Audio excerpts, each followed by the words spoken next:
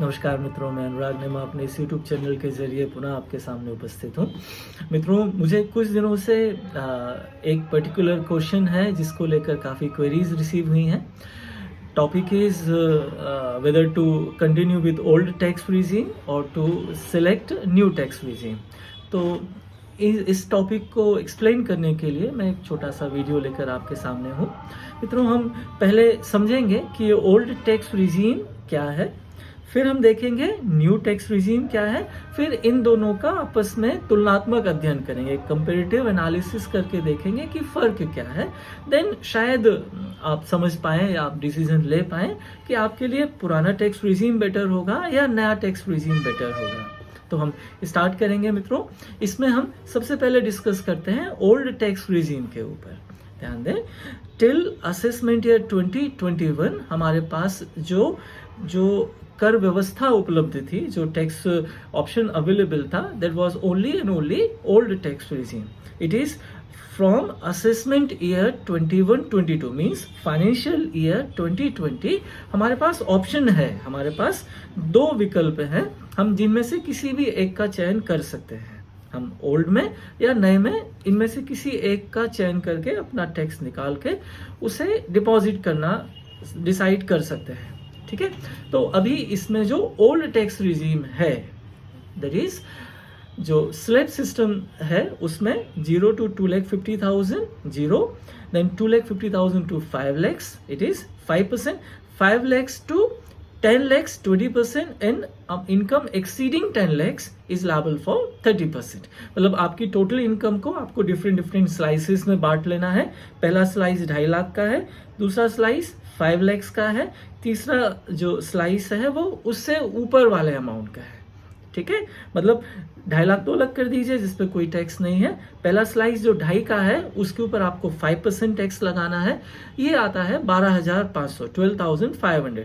अगला जो स्लाइस है वो 5 lakhs का है जिस पर आपको 20% से टैक्स लगाना है, वो अमाउंट आता है 1 लाख। मतलब अगर किसी की इनकम 10 लाख रुपए है, ओल्ड टैक्स रिजीम में उसका टैक्स बैठेगा 1,12,500।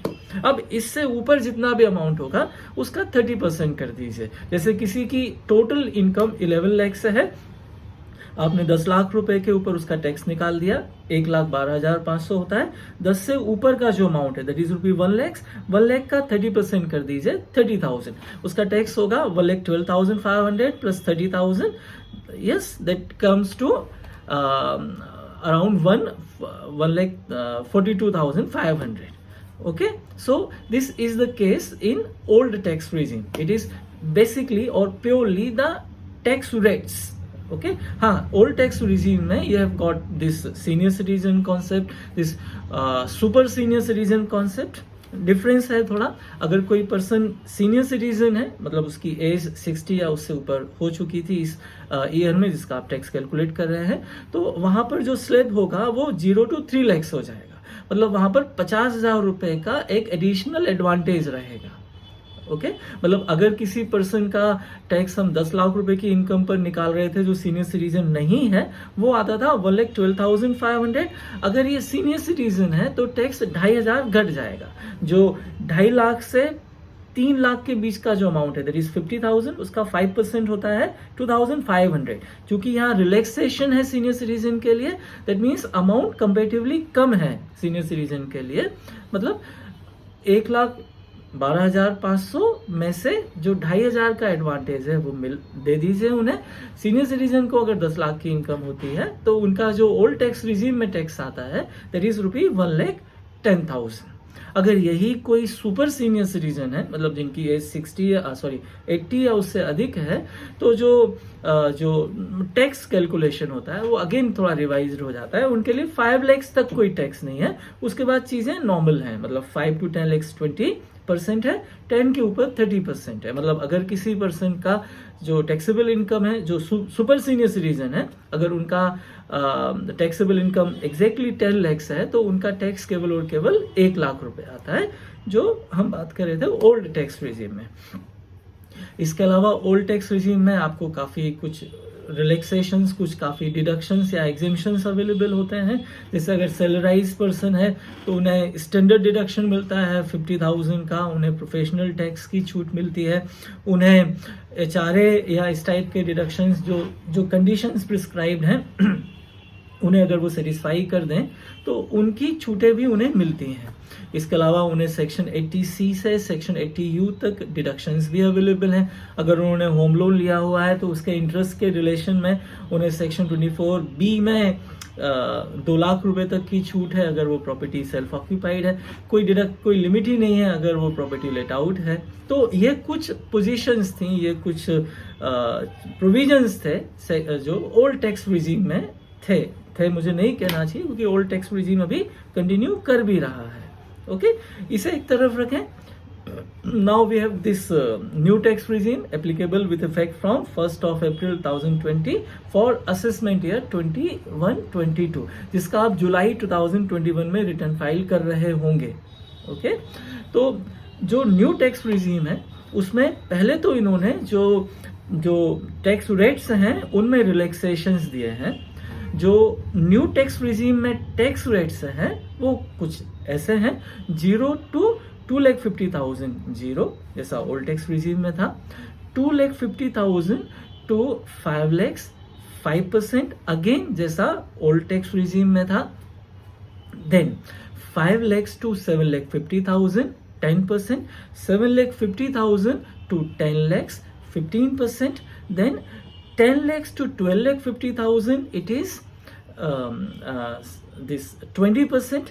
then आपका एक और स्लैब आ गया this 12,50,000 to 15 lakhs 25%, and more than this 15 lakhs normal position that is 30%.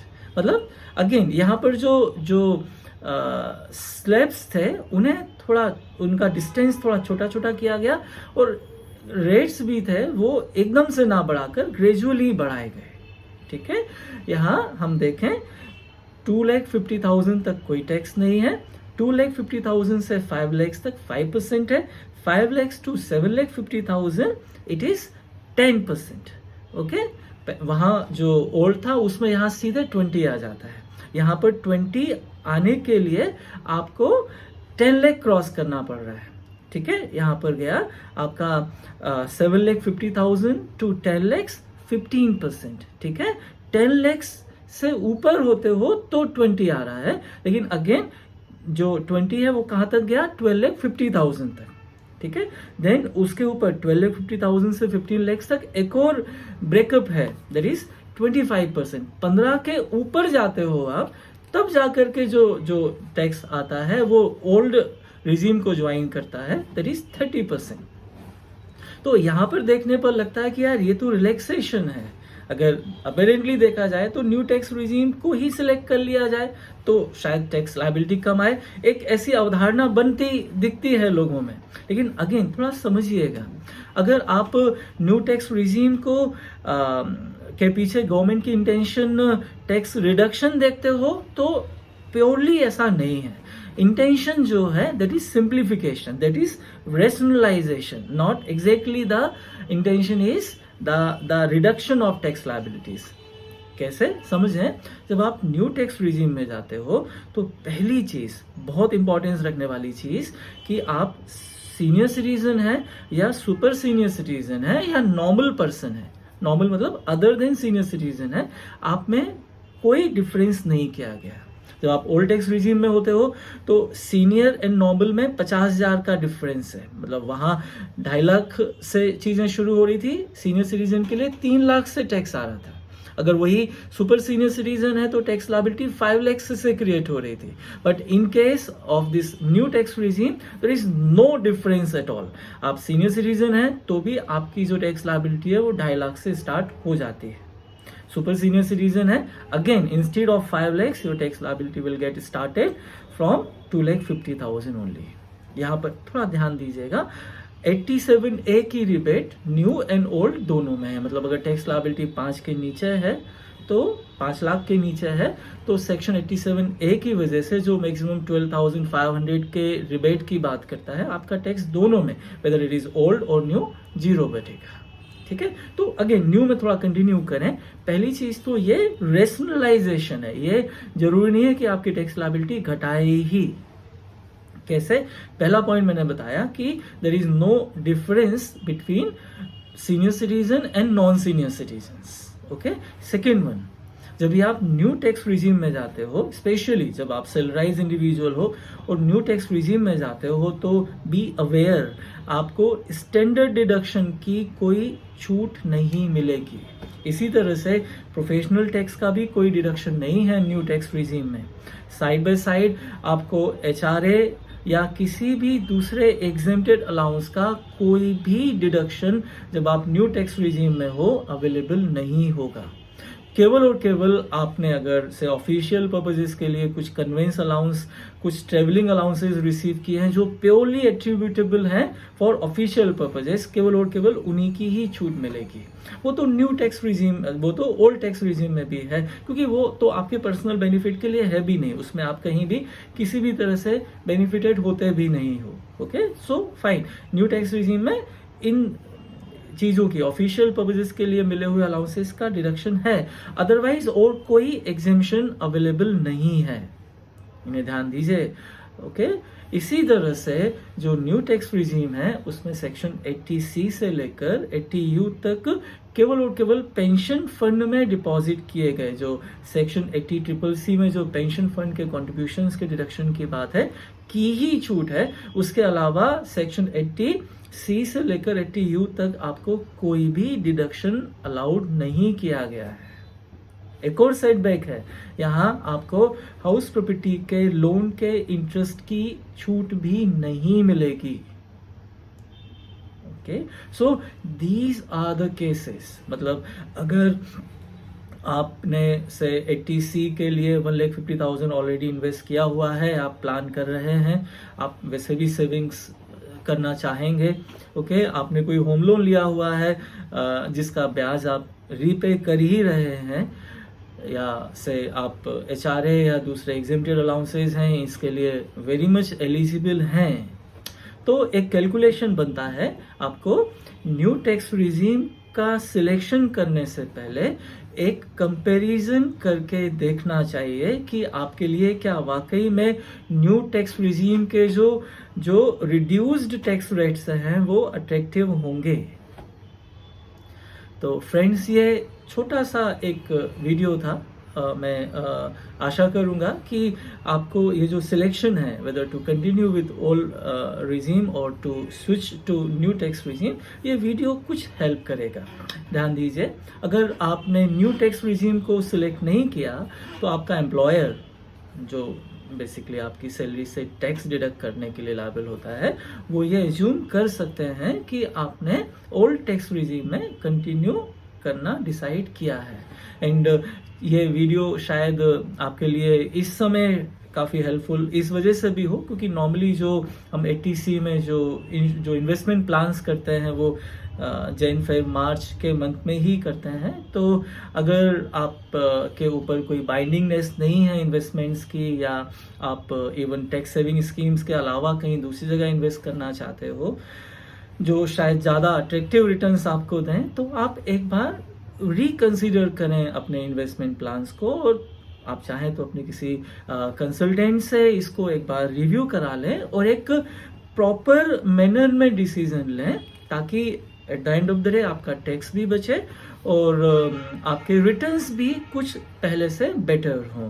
Okay, so I guess कि कुछ हद तक चीज़ें आपको हेल्प करें। और अगर आपको इस रिलेशन में कोई भी क्वेरी हो तो आप यहाँ कमेंट बॉक्स में मुझसे ज़रूर पूछ सकते हैं। इसी तरह हमारे इस चैनल से जुड़े रहें और हमें अपनी बेस्ट विशेस प्रोवाइड करते रहें। Thank you very much, take care.